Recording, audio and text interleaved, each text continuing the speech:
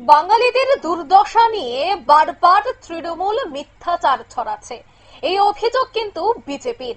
আর এই অভিযোগ নিয়ে কিন্তু তোলপাড় গোটা দেশের রাজনীতি।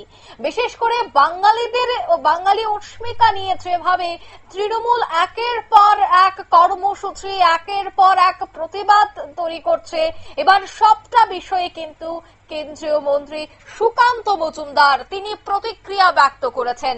দিল্লির জয়হিন্দ কলোনিতে বাঙালিদের দুর্দশা নিয়ে মিথ্যা প্রচার করছে তৃণমূল। সংসদে তৃণমূলের মুখ ভোতা করে দেওয়া হয়েছে বলে দাবি করেছে সুকান্ত। আমি পিসিআর কে বলবো একটু দেখানোর জন্য যে সুকান্ত মজুমদার ঠিক কি বললেন। না, মিথ্যে অভিযোগ তো এরা করছে। জুন মালিয়া হোক বা অন্য কেউ, তারা সবাই তৃণমূল কংগ্রেসের যারা গিয়ে ওখানে একটা হাইপ করার চেষ্টা করেছেন এবং আমাকে ওখানে দিল্লির সাংবাদিকরা বলেছেন যে যারা সামনে এগিয়ে দেওয়া হচ্ছিল তারা বাদে পেছনে যারা দাঁড়িয়ে আছে ওই বস্তিগুলোতে তারা কেউ বাংলা ভাষায় কথা বলতে পারে না, রোহিঙ্গা ভাষায় কথা বলছে। দিল্লির সাংবাদিকদের ভাবুন কি পরিস্থিতি।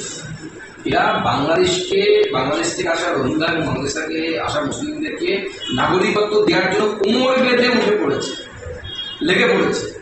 আমার প্রশ্ন হচ্ছে এই কোমর বেঁধে লেগে পড়াটা কেন? গোয়ায় বাংলাদেশি মুসলিম, ভারতবর্ষে প্রচুর মুসলিম আছে, বা পশ্চিমবঙ্গের ভোটার মুসলিম আছে যারা ভারতীয় মুসলিম, তাদেরকে ভালোবাসতে অসুবিধে কোথায়?